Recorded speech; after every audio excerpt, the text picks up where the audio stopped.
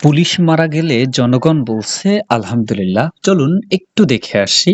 এখন থেকে ২ মিনিট আগে আ ডিবিসি নিউজ টিভি একটা হচ্ছে যে আপনার কি বলে পোস্ট করছে যে মাগুরায় রেশন নিয়ে যাওয়ার পথে ট্রাক চাপায় প্রাণ গেল পুলিশ সদস্যের। কমেন্ট গুলো একটু দেখে আসি। ৭৩ টা কমেন্ট হয়েছে।